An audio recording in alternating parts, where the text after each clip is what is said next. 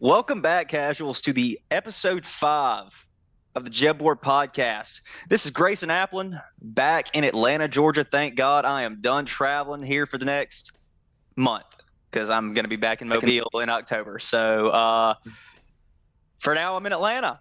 Alongside me is our resident cheese brain, Kyle Oberhart, our lumberjack, Nick Noah, and the Bounty Gate was just a way for them to play harder, Caleb Naylor.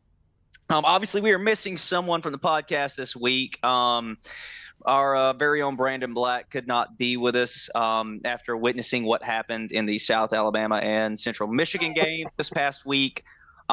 He told me the other day that he needed to take a, quote, mental health break from seeing football. So with that being said, BB will not be on the episode. He sent in his information in for picks and things, so we'll keep that accurate. But we wish him the best on his grippy sock vacation. So I think also seeing a picture of a dear friend standing in the stands at the South Alabama homecoming game in an Alabama jersey just kind of sent him a little over the edge, and never felt the same since. yeah, I know he went to a nice mental institution at the beach. So he's probably halfway into the Gulf by now, just like thinking about life. Like it's like one of those what is it? The sensory deprivation chambers.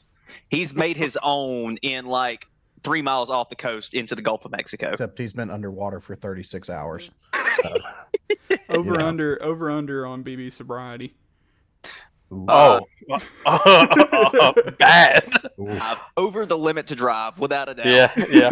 Well, I got to say, I feel bad for the families that try to go enjoy the sun and the beach, and BB's blocking 98% of it. He's just screaming out, "These Jags are so ass!" One damn good season. I just want one. We're a 7-5 team. These poor kids have no idea what he's talking about. JMU's gonna beat the shit out of us. Yep. Mommy, why is that man yelling about a Chippewa? Oh god. Oh, but he's doing that thing where like one of his eyes is slurring. God, I can't wait. I can't wait for the pictures. I can't wait for the selfies that he sends into the group mess. He's one of those people that the parents tell the kids to stay away from. So that's where we're at. Don't talk to that man, honey.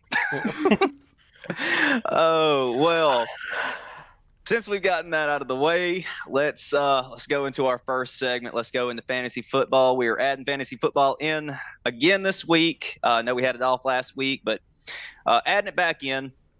But the first thing we want to talk about is there was a very interesting trade made in our fantasy football league this past week. Kyle being on what some people would consider the shit end of the stick on this trade. So, Kyle, if you want to explain the trade and kind of what your reasoning was behind it.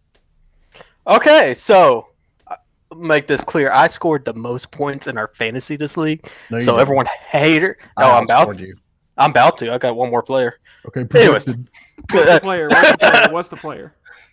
It is the guy Kyren Williams. You can't even With say the- his name. Kyron. Is it Kyren? Kyren Williams. All right, continue. Well, someone had to be a BB this week, so screw y'all.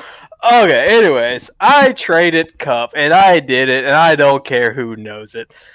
I believe he is going to be injured again, and I believe I got a good return on him. I got Ford for the Browns with Chubb injured now. I believe he's going to be the guy, and he proved to be decent this week. He had 2 TDs, a little bit low on the rushing, but those 2 TDs helped me. And then I also got Goodwin, who's also already got 2 points for tonight. Godwin? I think Godwin, but I think it's a good trade. We don't know if Cup's going to stay healthy, and let me put it like this, guys. I've already got 22 more points than Cup would have gave me this week anyways. It's not the fact that you traded away Cup, it's what you got. You could have gotten more. I think I got a good return. I really do. I think Ford is going to be the guy in the Browns. I think he's going to produce over 18 points a game. Wow. Okay. Yes. Wow. He It's is just in Ford touchdown hit reliant. us. Yeah. Kyle, He doesn't score points if he doesn't score a touchdown, and he's not going to score a touchdown every week. But Nick, no one, even Hunt, didn't move the ball in the rushing. That was a bad rushing game for everybody on both sides of the ball. I believe he is going to start producing. I think I got a good trade on him. I think he's the number one running back for the Browns now. And they're a run-heavy team.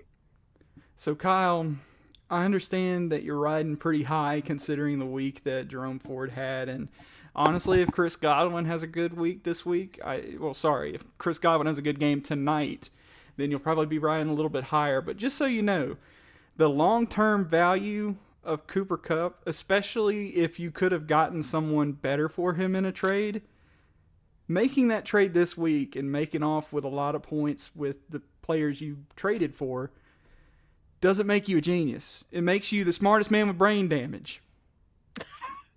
But listen, Kupp isn't going to have as many receptions as usual. They have that new hot receiver that's going off right now without Kupp. Because Kupp's not there. Yeah, but he's not going to have the same production that he usually has. They're going to still target that other guy a lot when it comes back. I don't think that's false. Here's the thing. In my opinion, and this is simply that, Kupp is I feel like his IR, him getting put on IR, had a little bit more to do with the performance of the team than the actual injury. And now that they're winning and they actually show promise, he's going to come out here because they've already said he's ready week 5. He's going to come out and he's going to become the number one. I mean, I don't care how good Puka's going to do. They're not going to sit Kupp behind him. He's going to get the most targets. Puka's going to drop off a little bit, and Kupp is going to be, again, another, consistent top 10 receiver each week. Let me ask y'all, an honest opinion. Do y'all trust his health through the end of the season? Do you trust his health? Yes. I do, yes. Especially now that he has Puka Nacua to kind of take a couple of the catches off of him. He doesn't have the whole offense on his shoulder. So it's just like with Christian McCaffrey. Christian McCaffrey was always getting hurt when he was at the Panthers because he was their entire offense. Last year, Cooper Kupp was their entire offense. He's not their entire offense this year. So, the risk of re-injury is not near as high as it would have been last year. So this is where I'm coming from. I did not have a lot of running backs. I did not have a good running back team. I picked up Ford, and this is my belief that he's now the running back number 1 for the Browns. Godwin is a good backup receiver for bye weeks that I can place him in for my other receivers. And you sold Kupp for them. Yes, I think Ford is going to produce. I think as the season goes on, I think he'll start producing Chubb numbers. And I really do. As someone that has drafted Chris Godwin from year to year from 2019, Chris Godwin is a dog. Chris Godwin. But let me just say, the crux of having Chris Godwin is Mike Evans. You really can't predict it. They siphon so many catches from each other in a season, you can't predict it. So with Cooper Kupp, you can go into any game expecting him to have a breakout performance. That's why so many people drafted him so high, considering that, he was injured going into the season. People didn't pick him up in the last round. I still think Ford is going to start producing 18-plus points a game. I think he stays with that consistency. Yeah. But yeah, I do. I still think it's a good trade. We'll know within our hot takes somewhere, Grayson, because we should probably put that on there. I wish we did. Yeah. I could find them somewhere. We'll have them by next week. I'll put it that way. Yeah. So moving on. We'll go into our best and worst matchups for everybody for the week. So I guess, Kyle, since you had the first talking point about your trade, go ahead and lead us off with your best and worst matchups of the week. Yeah, I got Justin Herbert against the Raiders. I'm going to say it right now. Raiders are going to be playing down Old Jimmy's hurt. He's out this week, concussion. I think that carries over to the defense as well. Herbert came out last game, absolutely bald, was a dog. I think he's going to come back, and he's still going to be a dog. So, Justin, another 29 to 30 point game for him again. Worse, Green Bay's defense. Detroit coming in hot. I mean, that's all I can say on it. Joe Burry, I've said it multiple times. Please get fired, and I'll never stop saying it. Caleb, what you got for your best and worst? So my best, I'm going to have to go with the guy that's been solid for me week to week, and that's Tyreek Hill, especially after he was part of an offense that just hung 70 points on their opponent yesterday. You know, I'd be Kyle if I picked anyone else on my roster. So with my worst, I got to go with my running back, Mixon. So, you know, Tennessee Titans run defense is pretty stout. The Bengals have just not been productive enough for me to trust that matchup to any measure. So, you know, I got to say Joe Mixon's going to be my worst matchup as I see it. I just don't see him really raking in any points. In fact, I see him shut down. Really? I just heard Foster clapping a little bit somewhere. Yeah. Over there. There was a bear roar from Nashville when that was said. Tighten up. So, Nick, what you got? Yeah, my best matchup is Kenneth Walker III. Kenneth Walker III obviously had the injury last year, but before that he was putting up monster numbers. And he is very quietly all of a sudden putting up 30. Kenneth Walker, he started out the first game, he had 16 touches for no touchdowns. Second week, he had 18 touches, 2 touchdowns. This week, he had 21 touches for 2 touchdowns. And you're seeing the Seahawks offense really get him involved more as he's becoming more and more healthy, and he's getting more touches and he's scoring. And so I think Kenneth Walker III is going to have a really big game. And then ETN is my worst matchup. ETN, he is a great running back for yards and for some receptions with, you know, yards after catch. The problem with ETN is he doesn't score many touchdowns. He's got 1 on the season, and yes, it's early. They've only played 3 games, but last year he only scored 5 touchdowns. I know he was hurt for some of that, but ETN, he had 43 touches in the red zone last year. He only scored 3 touchdowns in 43 attempts in the red zone. He was 5th amongst all running backs for the amount of touches he had in the red zone, but he averaged 8 touchdowns less than all the other running backs. Jeez. And so they're going up against Atlanta, who the only thing that they have really shown is that they can, you know, defend the run a little bit. And so I think with his yards going down a little bit, he could have a rough week. I don't have the confidence to sit him yet because he still has produced based on yards without even scoring. But he's probably looking like my worst matchup for my starters.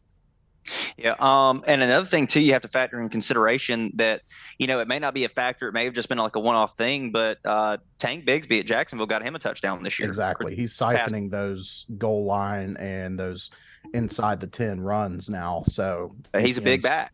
Exactly. He's a big back. He's a power back. I mean, he can pick up those, you know, 2nd and goal, 3rd and goal from the 3-yard line, 5-yard line, whatever it is. So, well, I guess that gets to me.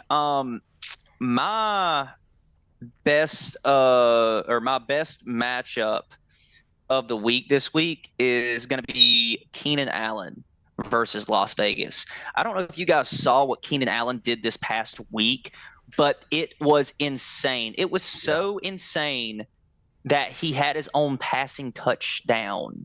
Like, give me 1 second to pull it up. It's actually right here. 18 receptions for 215 yards. No receiving touchdown, but a passing touchdown. The man had 45 46 points against Minnesota. So I think that's going to translate straight into Las Vegas. I think Las Vegas is hurting. The only thing Caleb referenced it last week. One of the best things that they have going for him is Max Crosby. But if he gets double teamed every game because the other members of the defensive line can't do anything, then Justin Herbert's going to have a field day, and Keenan Allen is going to be his number one target like it has been for the past 3 years. And another thing to your point, Grayson, Mike Williams out with injury. Exactly. So, I mean, they may double Keenan Allen, but I don't think it's going to matter. Moving into my worst matchup. So I have an asterisk beside this one because he's questionable right now. But even if he does come back, OBJ versus Cleveland, I think, is going to be non-existent. He's been lackluster this year, came back. There's a lot of hype, him joining Lamar in Baltimore. Me and Nick talked about it Sunday. He's went from that elusive route running back that can get open, but he's put on weight. He's bulked up. He's turned into that almost that deep play, go up and get it guy. But so far that hasn't really worked. And Cleveland in these past couple weeks have just played slugfests of games. And so I think it's going to be more of the same, but I don't think OBJ is going to produce at all. Like, he may have 2 receptions. I don't think he's going to do well at all. So that will go into our week 4 MVPs. Caleb, I mean, this is going to be a similar name to your best matchup of the week, but who do you have for your week 4 MVP? Let me just say, his first initial is T and his last name is Hill, and it ain't Taysom Hill. So I know with this particular segment we're not restricted to our own team, but Tyreek Hill has just been astounding. Like, I'm glad I have him on my team, but I think Nick said it a few weeks back, is when you're a defensive back, you just cannot beat him. Like, he's just too damn fast. So I think, Tyreek Hill, again, is just going to be my MVP. I won't get back into the reasons for why it was my best matchup, but, All right. Let's go. Nick, who do you have for your MVP? I also went with one of my players, but I didn't put it with my best matchup because there's a little bit of a difference. I went Devontae Adams. Devontae Adams had a huge game against the Steelers. He had 13 catches, 172 yards with 2 touchdowns. And so he really and they still lost. So that's the thing. He had an interview today, and he was really pissed off, and he was explaining there's no way as a player can I allow this team to get this low, have such a slow start. It's not in my player mentality. So he's pissed. Yeah. And so I think he's going to play angry, and he's playing the Chargers. And as much as I love the Chargers, they are the 32 ranked pass defense. And so, I think Devontae Adams is about to have another game where he's going to be, 15 possible touches. I mean, at least 15 targets. Yeah. For, that close to 150 couple touchdown mark. So I could see him having a really big game. Yeah. You think he still produces that much with Jimmy G out? Yes. Yeah. I don't think it matters who that is the target. Yeah, I was about to say Adams is one of those receivers that makes average quarterbacks look astounding. Yeah, I mean he did with Aaron Rodgers. You damn right. Let's see, Kyle, who do you have? Give me DeAndre Swift. He's playing against Washington football team next week, and no offense to our good friend Justin Martin, Washington football team got exposed. And let me tell you, DeAndre Swift is going to keep exposing them. He has come into his own this season. He's already running pretty dang good in tonight's game, and I think it's going to continue to next week. I don't think Washington football team is going to be able to stop him at all. Big yards, and congrats to I believe it's Bradley that has him. So Well, hopefully he doesn't run too well tonight, for obvious reasons. Um, so I guess with my week 4 MVP, I mean, I kind of went with what I know. I mean, Christian McCaffrey. Christian McCaffrey, I mean, he's had a stellar season so far. The feature back, if I'm not mistaken, Elijah Mitchell is the number 2 running back, but he's Debo is the number yeah, 2 running back. that's what Elijah Mitchell is listed number 2 on the depth chart, but they have Debo Samuel in the backfield more than him. But Debo is going to be on the majority of the time on the outside making plays. So he's just in there to basically give McCaffrey a rest when he needs it. And like So and the dude's yards after the catch, just I mean, he runs like a running back as soon as he touches the ball, no matter where he's at on the field. yep. So, but that being said, though, I mean, Arizona got him a good win this week, but said before, there's several problems in Arizona right now, and I think they're still trying to figure that out. And I think Christian McCaffrey is just going to run away with it this week and have another stellar week. So, moving on, I guess we'll move in straight into the NFL. Obviously, we're recording right now for the last game of the week for this week in the NFL. My Tampa Bay Buccaneers and the Philadelphia Eagles are playing right now. So if anybody hears me go on mute and sees me moving a lot, it's because the Buccaneers have went up. So, but we're going to go back into our divisional breakdown. We skipped last week. We're going to go into the divisional breakdown this week, and we are going to break down the AFC East. Just for everybody that needs a reminder, the AFC East is the Bills, the Jets, the Dolphins, and the Patriots. So I guess briefly, Nick, give me your breakdown on what you're expecting to see and what kind of what we've already seen and what you're led to believe from the AFC East. Too good, too bad. There's 2 good teams and 2 bad teams. Mm-hmm. New England and the Jets. The Jets are once again kind of the same spot as last year. They're a quarterback away, and their offense is struggling for it. I would not be surprised if they end up going with hell, I don't even know who their backup quarterback is, technically their 3rd string, to try and produce some kind of offense, because Garrett Wilson's too good of a player to not get him touches. Mm-hmm. And then you've got Patriots. They've got a defense that can keep them in games, but I don't trust that receiving core, and I don't trust Mac Jones. And so, yeah, I think they're bottom middle. And then between that, it's Buffalo or Miami, and Miami's hot. But yeah. I mean, Buffalo kind of pulled a Kansas City and kind of said, hey, we're not gone either.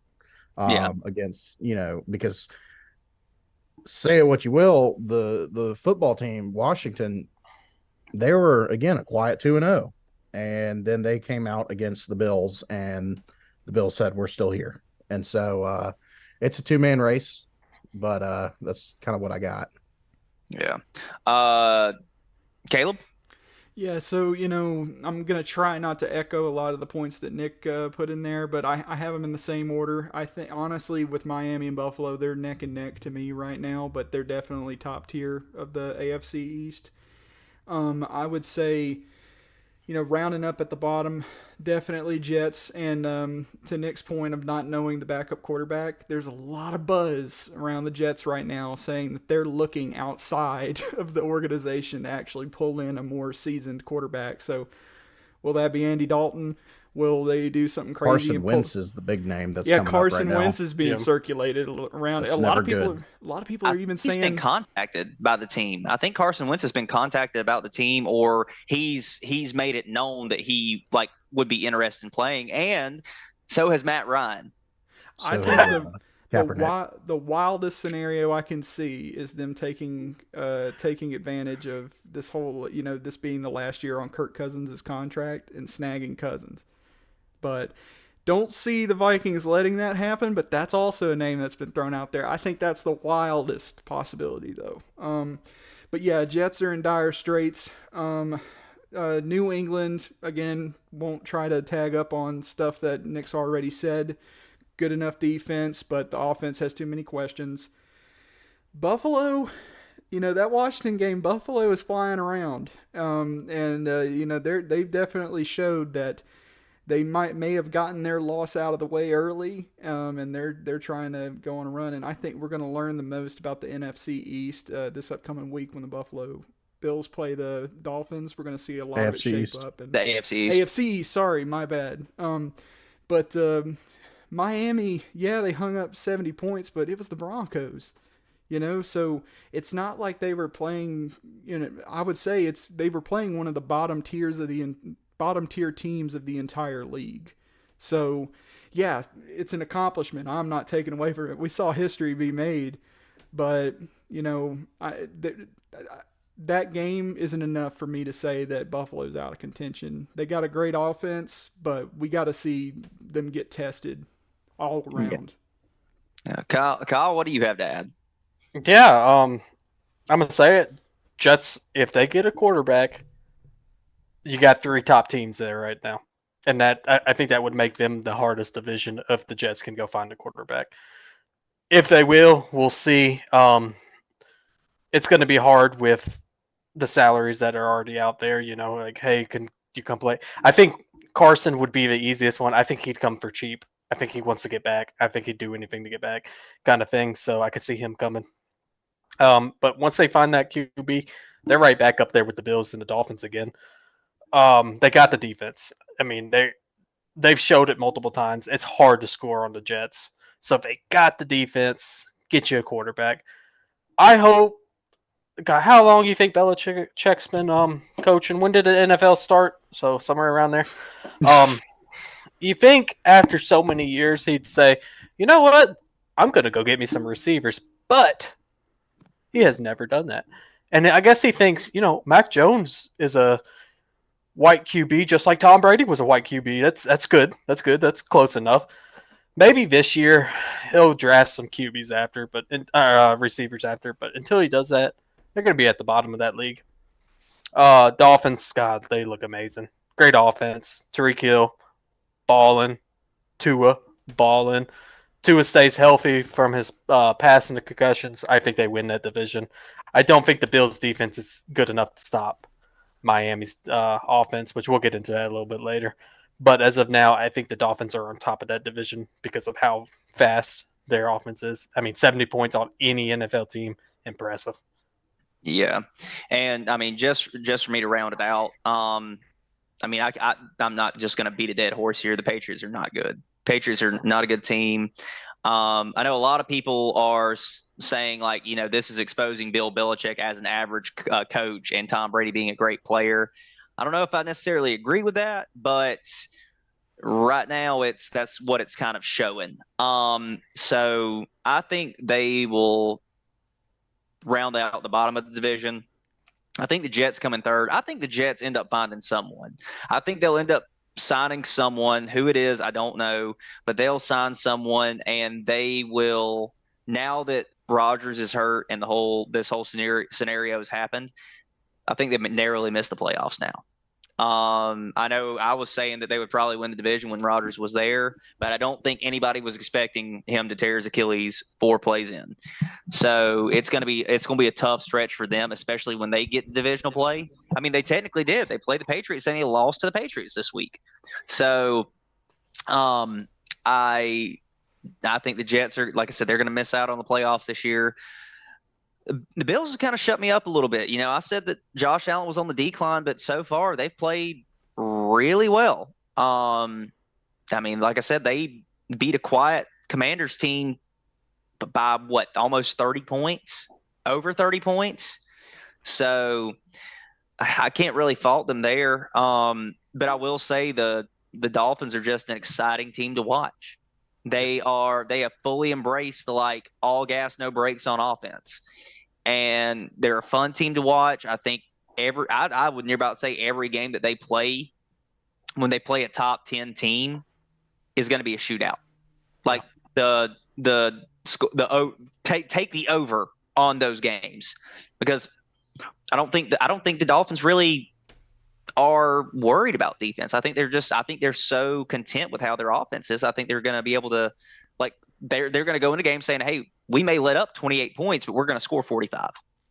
So, yeah, like I said, I think it's going to be Dolphins, Bills, Jets, and Patriots. So, and that kind of leads into our highlights too. I know a big highlight for us, which I mean, this is the main highlight that we have, is the Miami Dolphins offense. I know we talked about it earlier. I think Caleb may have mentioned the score, but they beat the Broncos 70-20. I mean, you had guys coming out the woodworks scoring touchdowns. Tua had 4 touchdowns. The backup quarterback wasn't the backup quarterback Mike White? Yeah. He had a touchdown. Raheem Mostert had 4. Yeah. I mean, they're all A-chain. Yeah. So they just had an insane game this past week. Yeah. Their backup running back had 51 points in fantasy. Insane. And what's really cool to hear too is, on like Sports Science, when they record players' speeds, and they reach 22 miles an hour, the 6 fastest, like the top 6 speeds that have been recorded in the NFL this season, all 6 were from the Dolphins. Yep. Yeah. And another one, and we'll just touch on this momentarily, but I mean, Keenan Allen's week this past week, again, like you can't go without saying that was a highlight, with 18 receptions for over 200 yards and then being able to get a passing touchdown too. Like, dude just played out of his mind. And it was a 49-yard bomb. It wasn't just, he threw a screen for a touchdown. He threw a 49-yard trick play pass that was on the money. Dog. Right. Dog. So, and then that leads into our lowlights. Denver, everybody thought Sean Payton was going to be the answer, and I think he has more questions now about that team. Yeah, Grayson, it's funny. He left Russell Wilson in that game when they were down. That shows how much he does not like Russell Wilson. He does not want him as a starter, and I think that's front office telling Sean, like, you're going to play him. And Sean's like, I don't want to play him, so I'm going to make him play even in the worst until y'all say I don't have to play him anymore. Yep. I think there's a little bit of merit to that. I do think, to some regard, Sean Payton has been saddled with Russell Wilson more so than Sean Payton is thankful to have Russell Wilson. However, I do think there is a morale aspect to that. If you're getting beat up on that badly, and you pull out your starting quarterback, especially when it's Russell Wilson, how do you ever hope that he engenders any sort of a leadership environment in there? Like, what does that say to the locker room about, okay, how do we see Russ? Like, do we see Russ as a leader, or is he just the golden boy that is better than all of us, or more important than all of us? Let's ride. Well, but that's the thing. Well, that's the thing too, is that they've had, I wouldn't say they've had some like beef together, but Sean Payton did make a comment to Russell Wilson. He's like, stop acting like you're kissing babies. Mm-hmm. Yeah. You're not there for the PR. We're here to win a football game, and you're going around and signing people's foreheads and kissing babies. Like, dude, like get back to where you were with the Seahawks. Let's go win some games. Yeah. Another low light that we have is poor old Las Vegas. And I almost put Devontae Adams as the low light, but he's not the low light. I think what Nick said something about another topic last week. He's the highlight of the low light, because he's going out and he's performing. I watched the game last night, and near about every single pass was going to him. Like, it was insane. But it's just they have nothing else. Jacoby Myers did okay. But Josh Jacobs, Nick, you can correct me if I'm wrong here, but Josh Jacobs isn't really performing up to par No. at the beginning of the season. Yeah. Let's see. I don't think he scored a touchdown yet. No. And he has 108 yards through 3 games with very little receptions. And to add on to your Devontae Adams, he had 20 targets last night. Yeah. And another thing is too, is like, I know I mentioned it previously, so I won't go into much detail about it, but like, I don't think their defense is like stellar either. Like, they have Max Crosby, but again, if they have no one else that can get to the quarterback on the rush, then they're just going to double Max Crosby every single time, and like, he can't do anything. He can't show out and be a star because nobody else is giving him the ability to. And their best corner is Marcus Peters, who should have retired 3 years ago. Basically, Patrick Peterson, in my opinion. Yeah. And then one more low light that we didn't have on here, but I thought about it at the start of the podcast.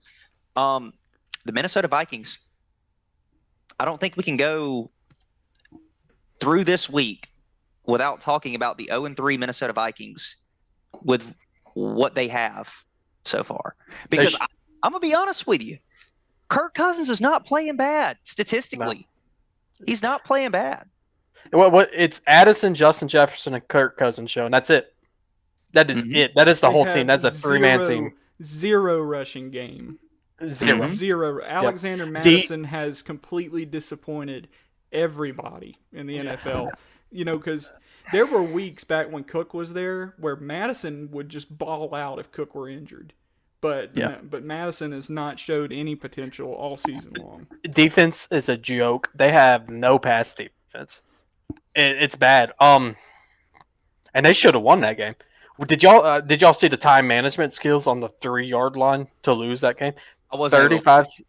Okay, so I'll break it. 35 seconds left. They all line up, and the whole line standing up, looking at Kirk Cousins, just kind of twiddling their thumbs. And Kirk's yelling at them to get down. Let's go. 22 seconds to get a play off. Led to an interception.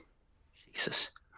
And just for reference, with Alexander Madison, first game he had 34 yards rushing on 11 attempts.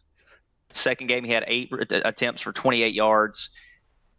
Third game he had 93 yards yesterday against the Chargers. And he has reception yards. He's had 3 receptions, and 5 receptions for 10 yards, 11 yards, and 32 yards. The only touchdown he's had this year so far was game 1 for a receiving touchdown. So that poses the question I saw on Twitter the other day. Do the Vikings think about blowing it up? I don't think so. No, I don't think so. I think, because here's the thing. There is no award for being the best 0-3 team in the NFL by any means. But they got tools. They just need to really I don't know how you salvage it. Granted, I think their biggest saving grace is that we're still so early in the season. There's a lot of time to see if they're able to figure it out. But it's frustrating to see a quarterback play so well, and it just it never amount to anything. And Justin Jefferson is one of the most exciting receivers in the game. But I don't think they blow it up though. I think going off that point, you got to look at the draft class this year coming up. If you blow it up, you lose Kirk Cousins. There's no ifs, ands, or buts about it. So you got to look at the QBs coming in, and honestly, if you don't get C.J. Williams, you mean Caleb Williams? Caleb Williams, who are you going to go for? I don't know. I guess we'll find out at the end of the year this year, huh? Yeah, I think it's a bad move to blow it up though. Not a good strong QB draft class coming up. Well, I guess that'll take us into our game predictions. Reading off the records real quick. We are yet to be determined on the Philly and Tampa Bay game. So right now we are missing one game, but so far the records are: Kyle is at 5-9. Caleb is at 7-7. BB's at 8-6. I'm at 9-5, and Nick is at 11-3. And really quick, I'm going to read off BB's picks for this week. That way we can just go ahead and get through them, and we can keep it consistent. Our games are Tampa Bay versus New Orleans, Miami versus Buffalo, Baltimore versus Cleveland, the Rams versus the Colts, and then Atlanta versus Jacksonville. BB picked Tampa Bay against New Orleans. He picked Miami versus Buffalo. He picked Cleveland versus Baltimore. He picked the Colts versus the Rams. And then for his Atlanta pick, he said rise the fuck up. So I'm assuming he's picking the Falcons. So with that being said, Kyle, start us off. Let's go through your picks, all of them. Yeah, so I'm going to go Tampa Bay here. I believe if Derek Carr was not hurt, New Orleans would win this game. I don't trust Winston. I don't see it. No offense, Caleb, but give me Tampa Bay. I think Baker's going to not dominate, but I think he's going to put up enough points where Jameis Winston's ain't going to be able to keep up. So, give me about a 24-14 victory over there. Going to Miami and Buffalo, man, it's going to be a great game. Probably the game of the year so far.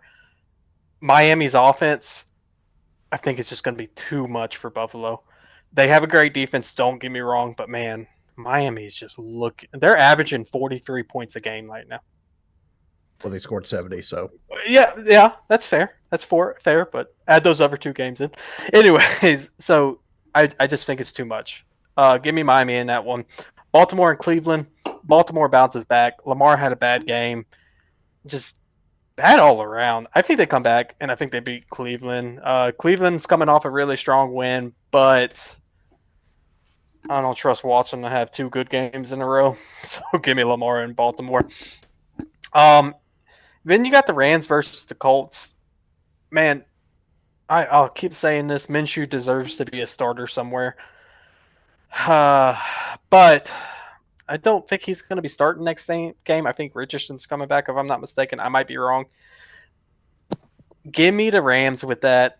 Stafford's looking good. I think they're going to come in there and continue their momentum and win that game. And the last pick, man, Jacksonville Jaguars have kind of let us down this year. And they are not looking good. Oh, Trevor Lawrence, they better figure something out. But give me Atlanta. I hate saying it, but B.J. Robinson, I think, is going to have a great game. Atlanta beats Jacksonville. Nick, what about your picks? Yeah. First, I think Tampa Bay beats New Orleans, whether they have Derek Carr, whether they have Taysom Hill, whether they have Jabu. I don't think it matters. I think Tampa Bay is just more of a complete team. Between the receivers, between Rachaad White. I think Rachaad White will have a pretty big game. And then New Orleans, again, like we keep talking about their offense, but they're just, I still feel like they're underwhelming, in my opinion. Miami, Buffalo, I think I was the only one that took Buffalo. Yes, they scored 70. But at that point, I mean, it was very obvious, like Denver was not tackling. So many of those touchdowns came from these long runs that were just broken tackles, and it was best seen by A-Chain.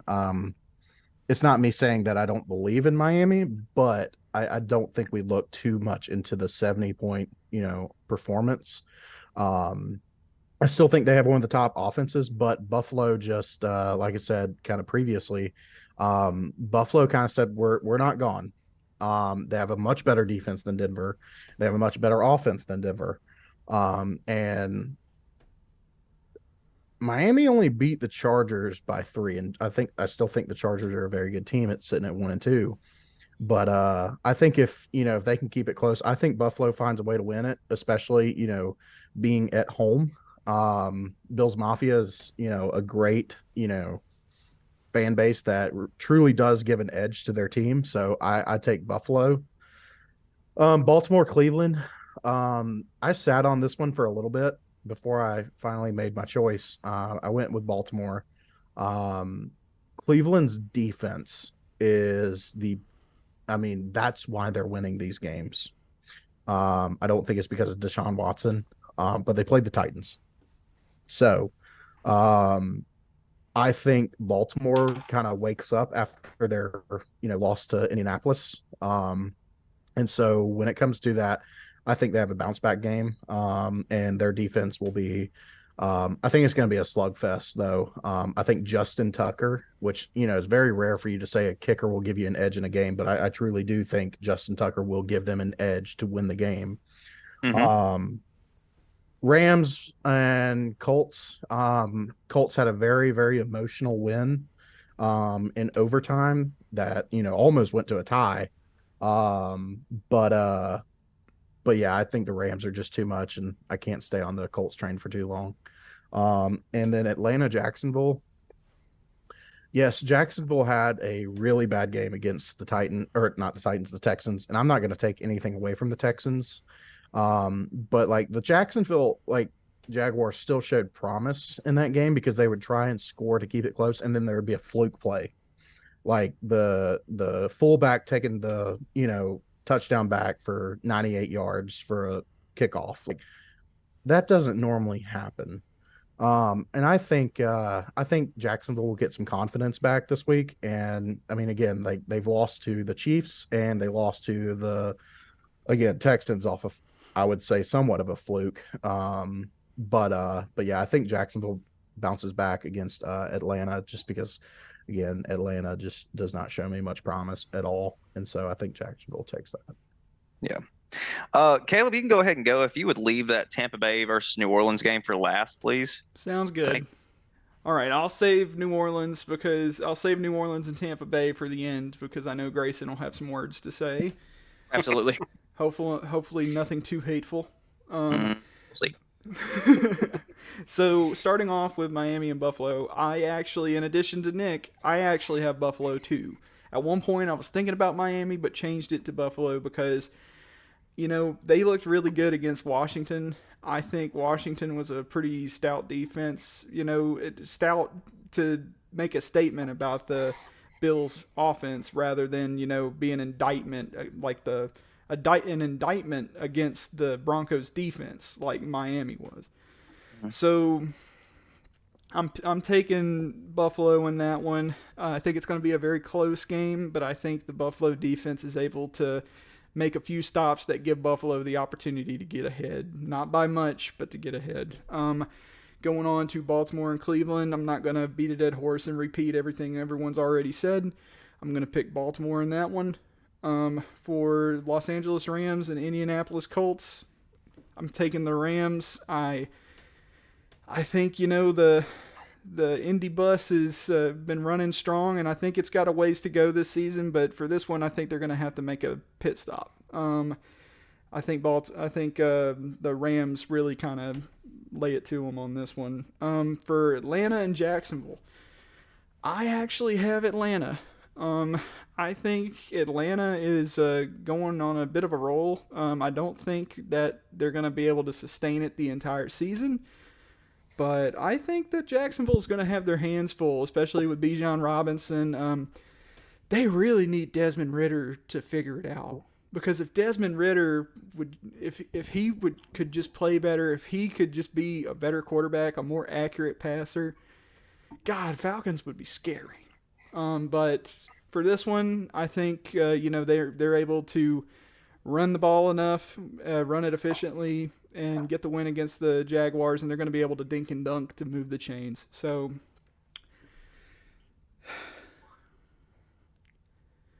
man, I miss Derek Carr. I miss him already. So, I did not prepare a promo this week. Why? I brought my faith. I have my faith. My faith is strong in the Saints. So, Derek Carr missing is definitely a headache. Buccaneers have been super, super tough on defense when it comes to rushing.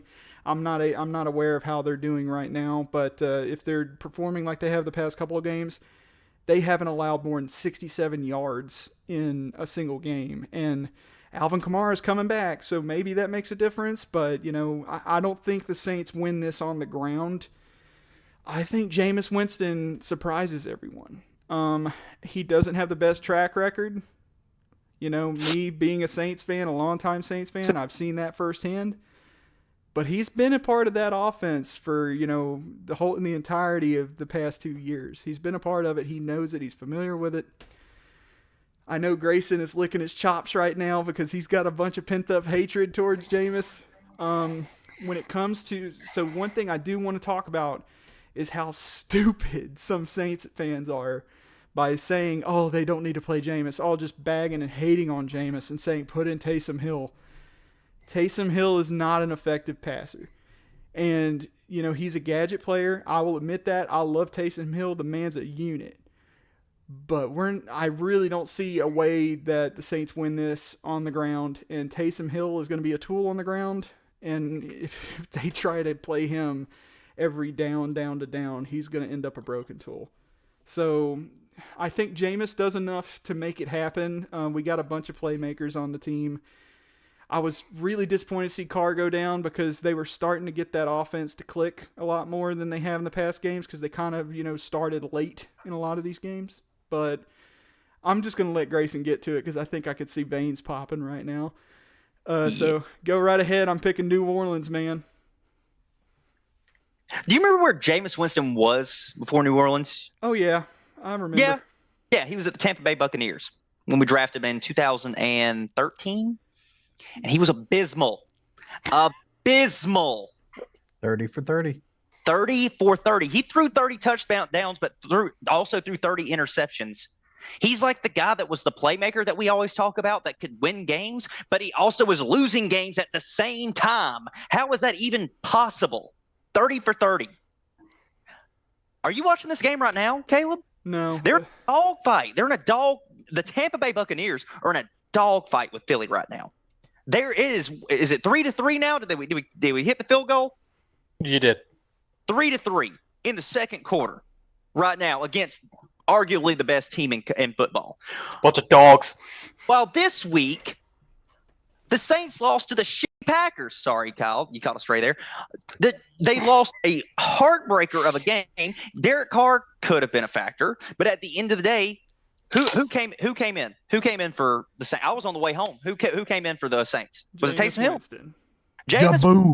Jabu came in. Jabu came in and lost them the game. And guess what he's going to do next week? He's going to start the game and lose them the game. Tampa Bay's going to win by 2 touchdowns at least, and they're going to have at least 375 yards passing.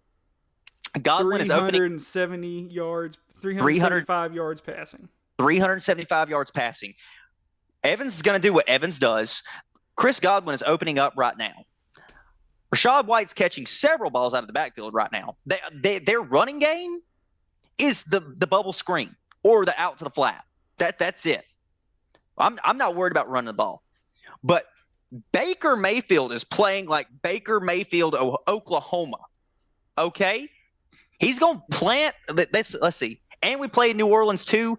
I hope he puts a Tampa Bay flag on the fleur-de-lis in the Superdome or the Tokyo Dome or whatever it is down there. Superdome. The Caesars Pizza Dome or whatever it is. It doesn't matter. Buccaneers by 2 touchdowns. Pizza.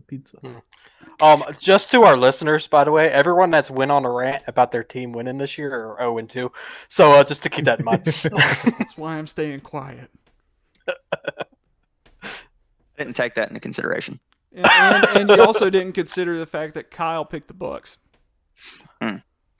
Yeah, reverse psychology last week. It is now not looking good for the Tampa Bay Buccaneers. Moving on from my pedestal, Miami and Buffalo. Again, like I said earlier, I think this game's going to be a shootout. I think it's going to be very similar to the Chargers game. I think it's going to be a high-scoring game, but I think Miami's going to outscore them. Not knocking the Bills. I think the Bills are. It's arguable to say that they're a top 3 team in the AFC right now. Which the AFC right now, besides the Dolphins, the Bills, and who else? The AFC seems like it's pretty wide open, unless I'm missing anybody right off the top of my head.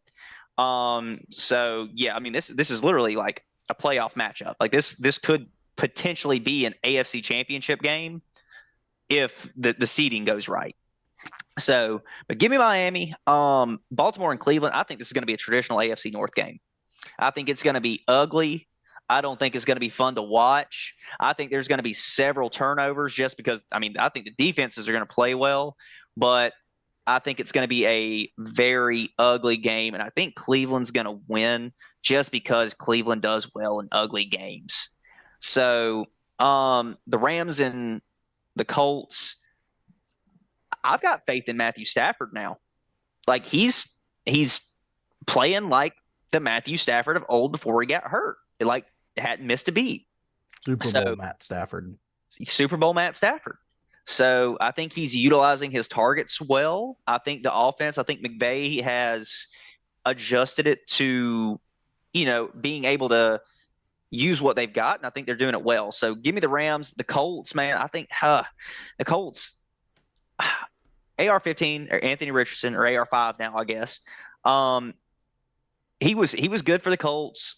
I agree. I think Gardner Minshew is the best backup in the NFL, and he could absolutely play anywhere. Like, honestly, they could use him at the Raiders right now, or I mean, arguably The at Jets. Or the Jets or the Bears. The Jets. The Bears. Could he play at the Broncos? Who knows? But yeah, give me the Rams, and then finally wrapping it up. This is more of a spite pick against BB. I'm going with Jacksonville. Number one for the spite pick, but number two, I still got to stand by my hot take of them having a 13-4, 14-3 record, whatever it was, and being the best team in the AFC. So I have to stick to my guns on that one, and I will die on that shield. So, but all right, we're done with NFL.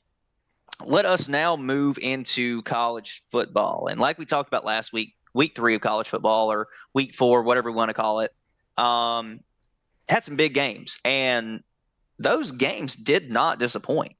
So much that we had to pick 3 games of the week this week. First one, Florida State, Clemson. Second one, Ohio State, Notre Dame. And the third one was Arkansas and LSU. So if I was on the road, I was coming on the way back from Savannah. So if somebody wants to take away Florida State and Clemson right quick that actually paid attention to the game, go ahead, Kyle. Yeah, I'm going to say it right now. Clemson dominated. They should have won that game. That was Dabo Sweeney losing that game. Going to say it right now. Florida State looked like the worser team. And honestly, that last-minute field goal lost Clemson the game, obviously. Clemson, better team. Great game. But God, man, that is some ugly offense in that game. I'm not going to lie. That was a defensive game. Bad coaching. Great game, though. Yeah. Well, no. Was it? I disagree. Dabo did not lose that game. Their walk-on kicker missed what was it? It was barely 30 yards. And that would have put them up in overtime. And so, yeah, no. You don't think their offensive play calling lost in that game, Nick? Because Florida State was horrible on defense.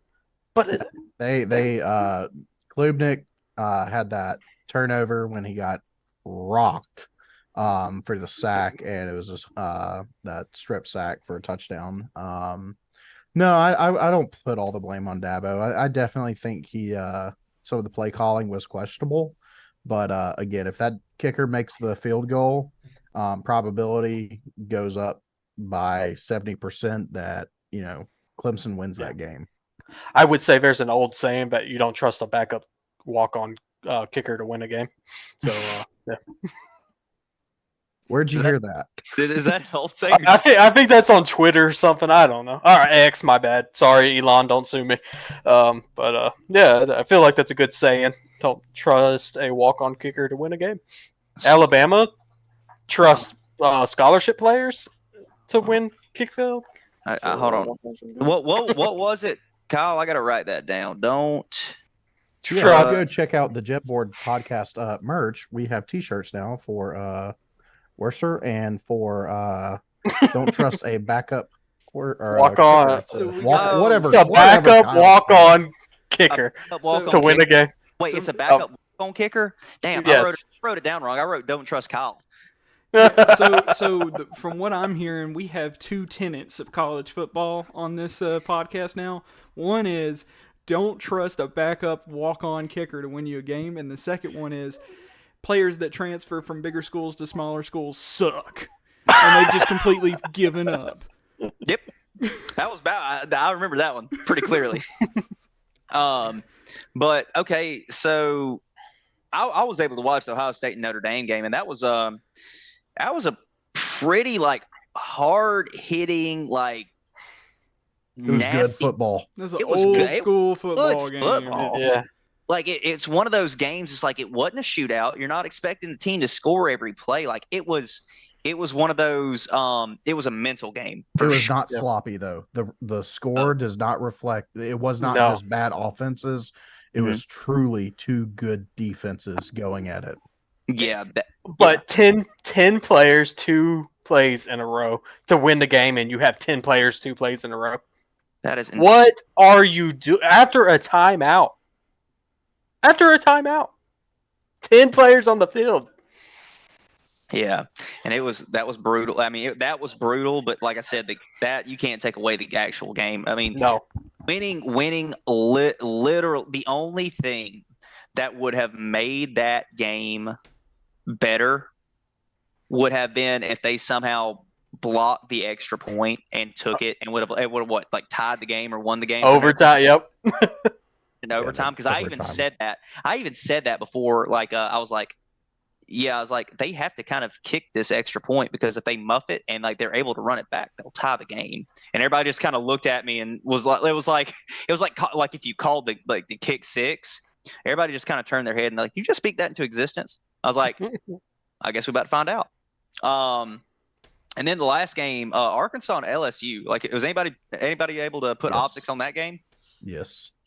I will fully take back everything I've said about KJ Jefferson. Poor guy. He had a touchdown called back, and it's just, I mean, he's a kind of a good player. He's kind of like a fat Cam Newton. But like Marcus he's got Russell, a very you mean? strong, pretty much, but worse. But he did have a really good game, and he was throwing some great balls, but yeah, he had several called back, and when you're playing for a team like Arkansas, yeah, you're bound to be ass. So, but LSU still, it came down to a field goal, last second field goal. Jaden Daniels, I mean, man, Jaden Daniels looks good. He looks like one of the best quarterbacks in SEC. He's not running nearly as much, and that showed in the game.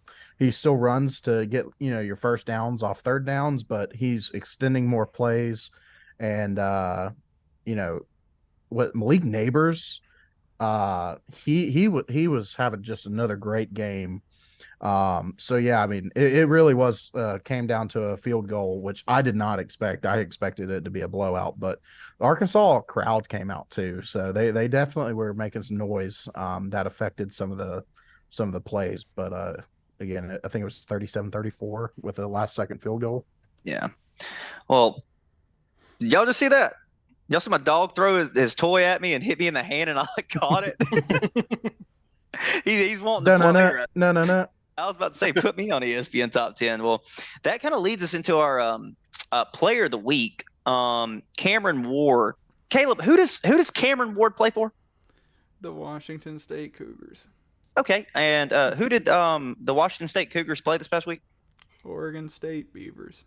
Mm-hmm. And what was the outcome of that game? Washington State mollywopped the Beavers. Good. Okay, just had to clarify that. Cameron Ward, he went 28 for 34 with 404 yards and 4 touchdowns. He also had 14 rushing yards, but he also had a touchdown with that. He accounted for every single one of Washington State's touchdowns. This dude is good. Dog. Yeah. Yeah. I don't. Were they an air raid team? Okay, there we go. Because they balanced out a lot of runs in that game. I will say this: whoever they beat this year feels a lot better about that loss now. God, well, good for you. I can't wait to put air raid on a t-shirt too.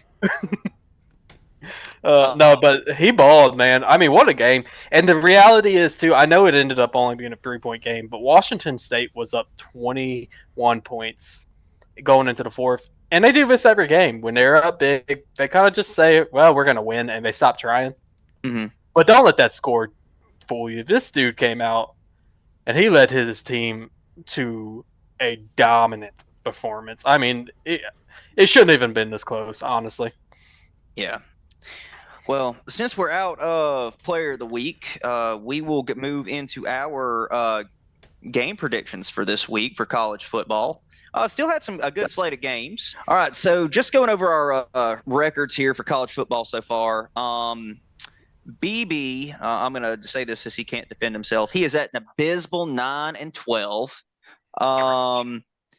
Kyle is doing a little bit better. At least he's at 500 now. He's at 11-10. Caleb is at 13-8. I am at 16-5, and Nick is at 17-4. So our games this week are Florida versus Kentucky, LSU at Ole Miss, Utah at Oregon State, Notre Dame coming off that loss against Ohio State at Duke, and then South Carolina versus Tennessee. So let's go game by game here. Let's start with Kyle. Kyle, who do you have for Florida and Kentucky?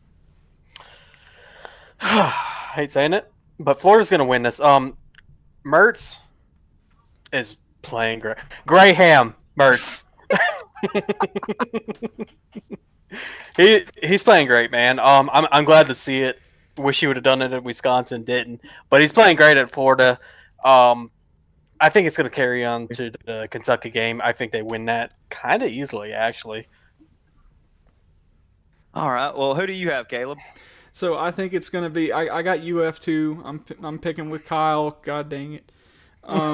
But I think, Florida's been playing at a pretty good level. I think we're going to see an old-fashioned SEC slugfest. I don't think it's going to be a big – there's not going to be a just one team run away with it, or Florida run away with it. I think it's going to be really damn close, and Trevor Etienne's going to have a really damn good game again, just like he did against Tennessee.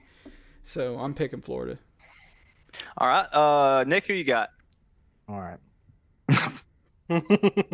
Graham Mertz he did not win that game against Tennessee, and that's their big win. I called that game because it was night in the swamp and Tennessee looked underwhelming, not because, Florida is just almighty God. This game is at I believe 11 a.m. At Kroger Field. So the Wildcats, they always have these weird SEC East upsets, and it always happens in early in the morning, broad daylight at home. You know who sucks playing away? Florida. So yeah, Kentucky, and again, Kentucky they're gonna start out 5-0. Again, they're my sleeper in the East. Yeah, I'm big on Kentucky. They have a great defense. Leary's kind of getting it together. And so, yeah, I still take Kentucky. I'm not confident in Florida to beat them at Kentucky. Yeah. And, I agree. I mean, you got to think the best three teams in the SEC East right now are Florida. No, I'm sorry, not Florida. Kentucky, Georgia, and Missouri. Those are your best three teams in the SEC. Your only undefeated teams left in the SEC. That's what I'm saying. That statistically speaking, those are your best three teams. So obviously that's going to shake up later on in the season. But I mean, I'm riding high on Kentucky, man. I think they'll beat Florida. Basically, from what Nick said, Florida doesn't play well. I think Florida is so volatile that they can beat teams like Tennessee, but then they'll play a game against. I think who was the team I said last week? Reginald's Barbershop. So, so I think California Polytechnical for the quadriplegic. Yeah, or that one for the qualified. Yeah. So yeah, I'll take Kentucky in this one. Okay, moving on to LSU and Ole Miss. Let's start with Nick this time. Who you got? Yeah, give me LSU. Ole Miss tried. And Ole Miss against Bama, their play calling just did not make sense towards the end. There was no sense of urgency. They did not look good. And does anybody know if LSU is at home on this one? It's in Oxford. In Oxford. It's in Oxford. Okay. Oxford. So LSU still wins. LSU is just a complete team right now. And getting these victories on the road with Mississippi State, then with Arkansas. I mean, they're kind of on a roll beating people at home. And yeah, I mean, I think laying up just 10, Jackson Dart did not look great. And you know, Judkins, who had such a great freshman year, looks ass this year. I mean, he makes those highlight, 1 to 2 highlight plays a game, and then you look and it's like, oh, he's got 20 yards rushing. Um, I just don't think Ole Miss is nearly as good as what they have been last year, even. So yeah, I take LSU. All right, Kyle. Yeah, I'm actually gonna take Ole Miss on this one. I'm a Dart fan. I like him. I ain't gonna sit here and lie. I think you're smart to go for Dart, but I don't trust Brian Kelly. I think he is my least favorite coach in the SEC. I don't ever trust him in big games. And I think that's been proven. I mean, you can even look at this year. He couldn't beat Florida State. In fact, he got his ass whooped by Florida State. Going to Ole Miss, I think Ole Miss rebounds. I think Lane Kiffin gets his teams ready. It's going to be a shootout. I don't think this is going to be a low scoring game. I think we're going to have a high offensive matchup here, and I think Ole Miss squeaks it out. All right, Caleb. Yeah, well, this whole pick is a wash because Kyle just picked Ole Miss. So we all know LSU's winning this one now. But for this one, I'm picking the team that's got what I think is the better quarterback, the better running back, the better receiver. And it's not even close. Like, I think Jaden Daniels is far better. Jackson Dart, if he wanted a chance to really show how important he can be, I think he had his opportunity against Alabama, against a very weakened Alabama team, I might add. And I think Ole Miss, this is not a very good team we're looking at, compared to what we've seen in years past. We're not back in the Hugh Freeze days for Ole Miss. So I'm picking LSU. I'm not going to bring up everything that Nick just said, but I think LSU's got the weapons to get it done in Oxford. Can't stand Brian Kelly. Can't stand LSU. But they beat the Rebels. Yeah. And I think this past week against Arkansas was kind of a wake up call for LSU. We've got some stuff to fix. We beat Arkansas, who's seems down this year. Arkansas does seem like they're on a little bit of a skid. So I think that I think they bounce back. I think they find their rhythm. I think they fix what they need to at practice. Not fix all their problems, but they fix what they need to beat higher caliber teams. And Jalen Hurts just threw an interception. Buccaneers ball. Sorry. And hey, so you're ahead of me by 20 seconds, so could you calm down a little bit? Sorry, my bad. LSU wins. Next game, Utah versus Oregon State. Let's start. Let's see. We started with Nick. Let's go with Caleb this time. Utah. You don't want to pick Oregon State this week? Nah, screw them. Go figure. Those stupid Beavers. Beavers such a dumb animal anyway. Yeah, I'm gonna go with Utah. Coming to my senses. I did like the way Oregon State was flying around, but like Kyle said, the only reason that game was close at the end is because the Washington State Cougars, they took their foot off the gas. It's not because Oregon State is a good football team.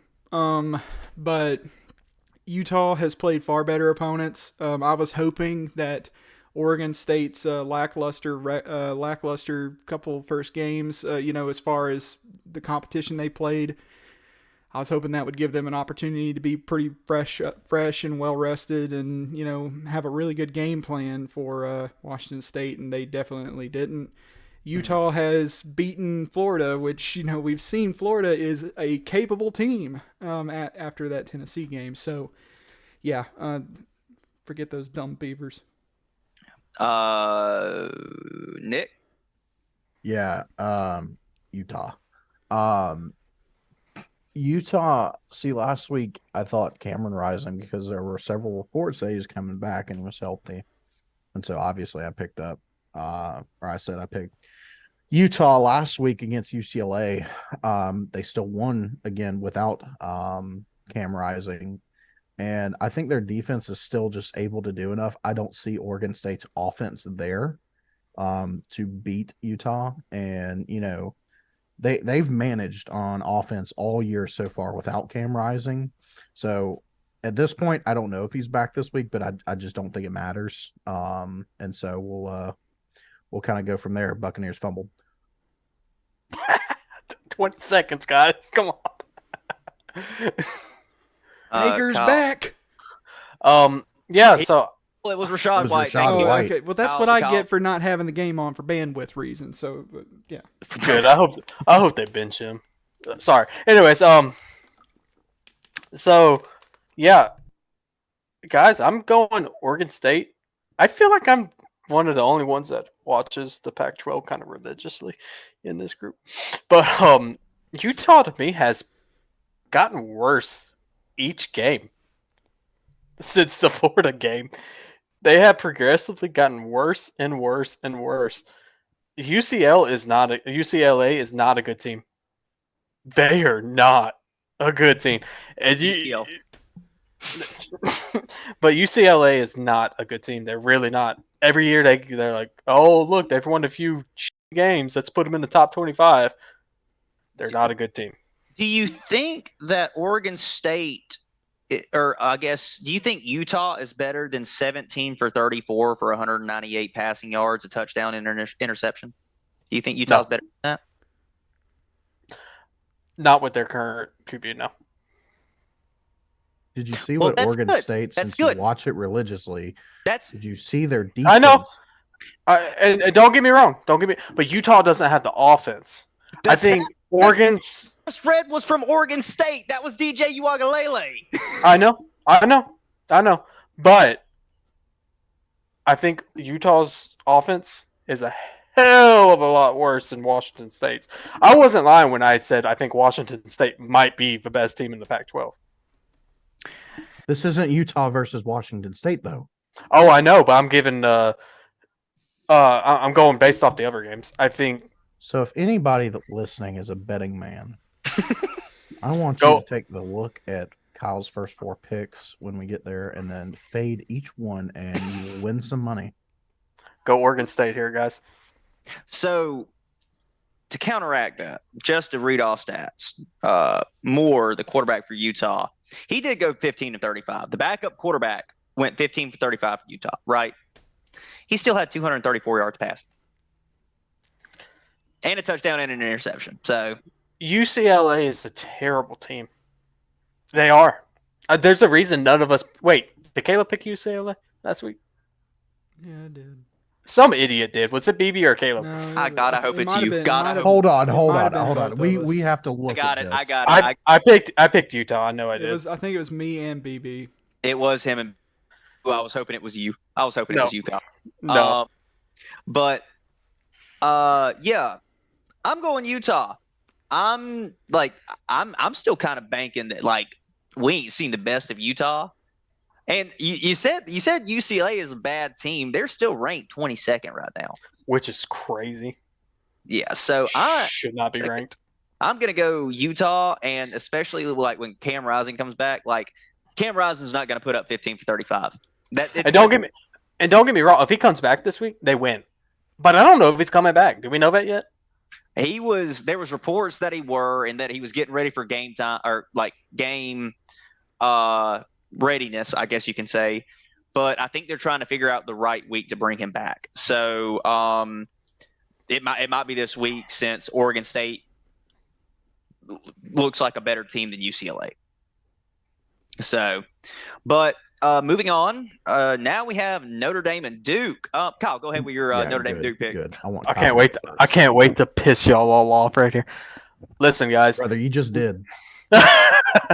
Duke beat Clemson by 24 points first week. That's all I'm saying on that. I'm going to pick Duke to win this. Notre Dame's coming off a really hard-hitting game. We've seen this in the past with teams coming off physical, big matchups. The next week are always difficult for them. This is a huge trap game for Notre Dame, and I think Duke can do it. It's at Duke. I think they got the defense for it. I think they can do it. I'm going to go with Duke in this trap game right here. Go ahead, Nick. All right. So, you made the good point about teams coming off emotional games. And when you have a good team like this, so Notre Dame, Ohio State, obviously one of our game of the weeks, you always see the winning team come out next week and struggles. The loser comes out and puts it on someone. They're about to squash Duke. Duke, the only reason they have any kind of prominence is because they beat, a top 10 Clemson at the time that we, obviously see now that Clemson is a 2-2 team. Yeah, I mean, sure, that Duke win now is not nearly as surprising. So, no, Notre Dame is going to squash Duke. I don't think I think that's still a surprising game, to be honest before with you you, start Nick. pushing back, let the other two guys disagree with you. Caleb, you go ahead, man. So I'm going to Disagree. say, there's no such thing as moral victories whenever a team loses a game, but there is damn sure such thing as pretty losses and ugly losses. Notre Dame just had themselves a pretty loss. That was a hard-fought game. Nick said it earlier. They did not get drubbed by Ohio State by any means. They made some mistakes at the very end, but all in all, that was a really, really clean football game. And Duke, they beat Clemson. Yeah, that's all well and good, but that was week 1 of the season. And we could argue that was a fluke considering how Clemson was able to play against FSU this past weekend.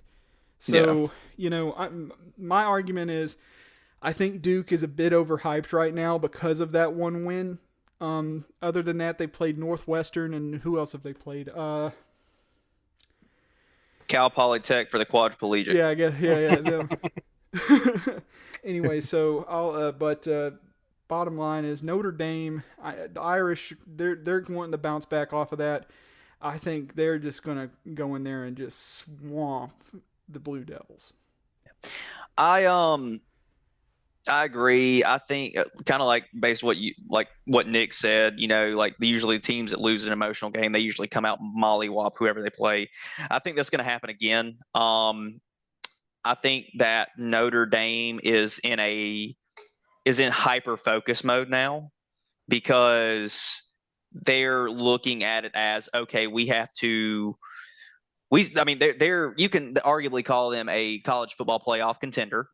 And so now they're looking at how to get back in the college football playoff. Well, the big thing is going to be how do they respond to a loss? And I think they're going to come in there and respond really well, even if it's at Duke. I don't think it matters. Duke is a basketball school. So they're not playing in Cameron Indoor Stadium. They're playing at whatever their field is called. So it's probably in the medical district over there at Duke. So I think Notre Dame is just going to walk in there, get a clean, big win by at least 17, and then look for the next week and see how they get in the football playoff. You want to talk about basketball score? You and Nick got Kentucky, the biggest basketball school there is. Listen, brother, I don't even watch college basketball, and Duke is way more prominent than Kentucky. They're both the 4 big blue bloods. They're both in that discussion. Don't even. Listen, Duke, great football team. Don't underestimate them. I think they catch them by surprise here. I think this is going to be an upset, a pretty big one. Yeah. Yeah. I will say too, last thing for me about this, Notre Dame, I've always been very critical on Notre Dame. I've always said, they haven't played anyone.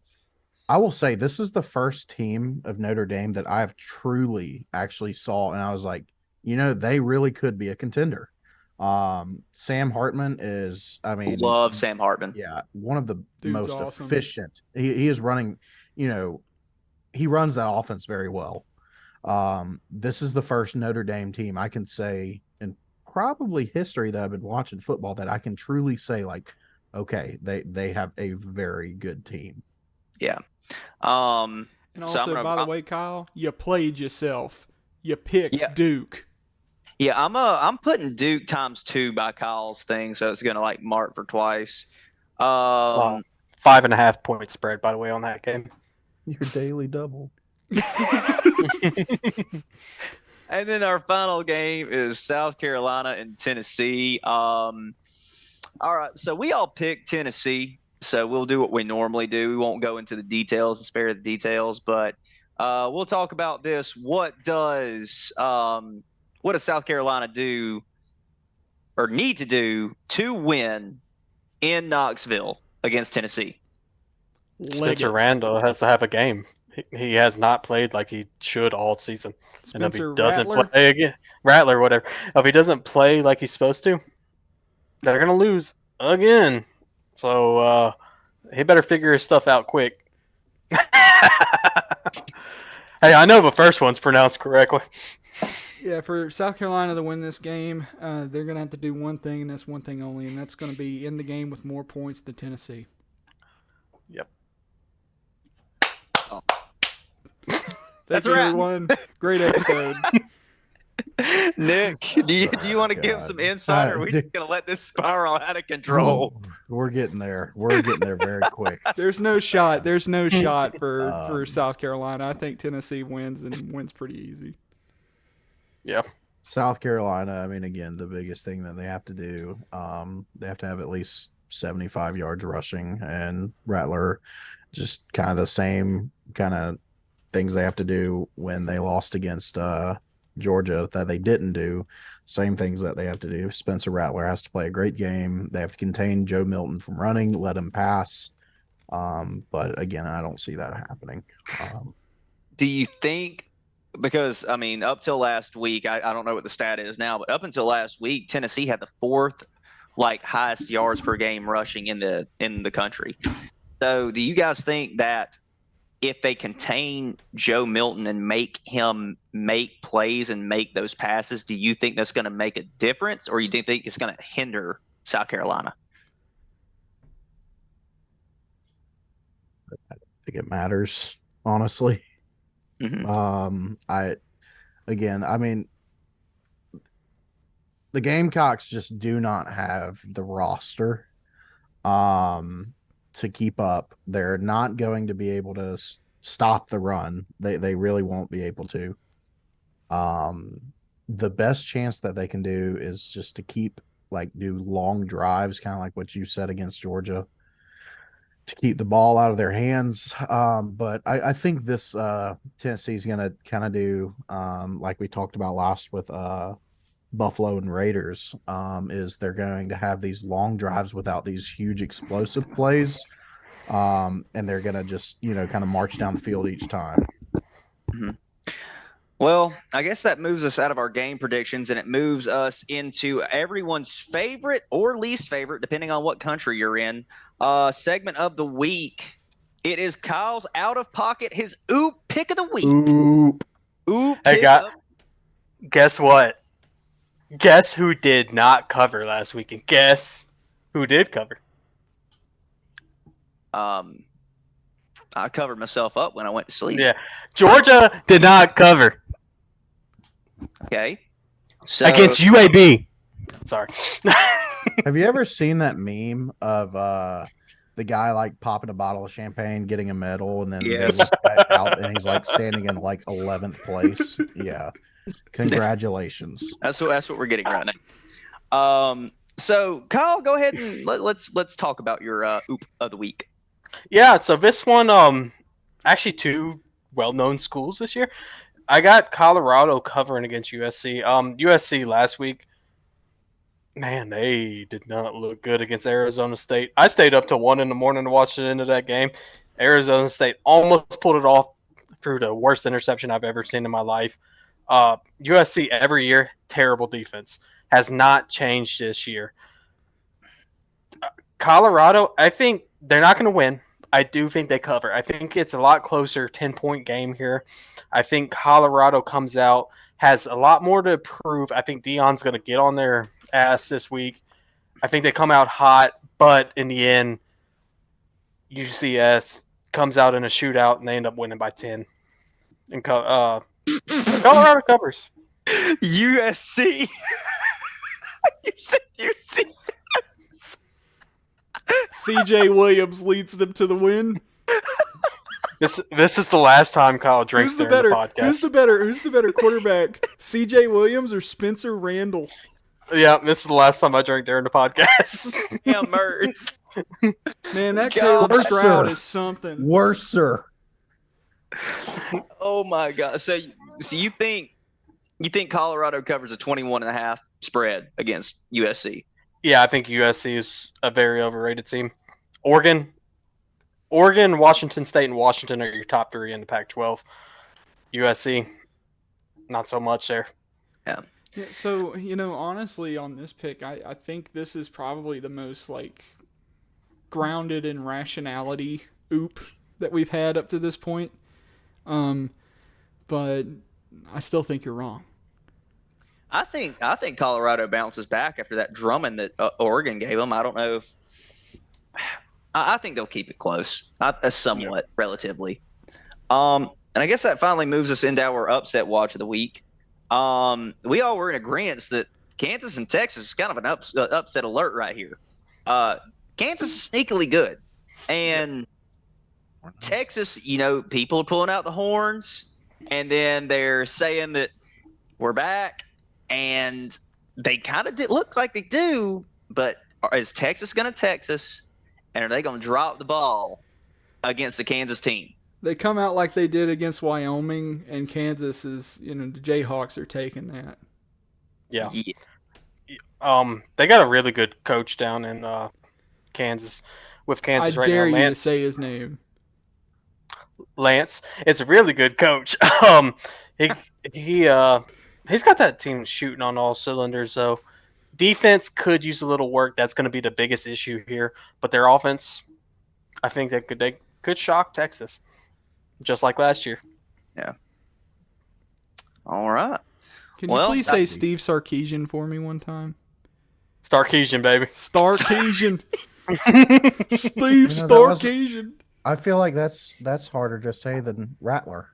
But I forgot his damn name for a second. He's been so trash I don't have to remember his name. You were the one screaming Beamer ball at the beginning of the season. I like Beamer. I like saying that, man. Who's his quarterback? Randall. That guy that's supposed to go number 1 like 3 years ago, now he's trash. Might not even go first 5 rounds. My screen, I am so watching this back on YouTube and taking a picture. Oh, right here. That's about to be the picture for the header for the videos. I'm going to send that to uploads. Well, guys, JEB Board episode 5 podcast is over. The meeting is adjourned. Thanks everybody for listening. Make sure you guys listen to us on Apple Podcasts, Spotify. We upload the videos to YouTube every week, Wednesdays at 7:30 in the morning. So that's it for us this week. Until next time, don't get hard counted. Fade all Kyle picks and you'll win a lot of money. Trust me, this week you're winning it all, baby. Oh, man, he's drunk. Spencer Randall's career is toast.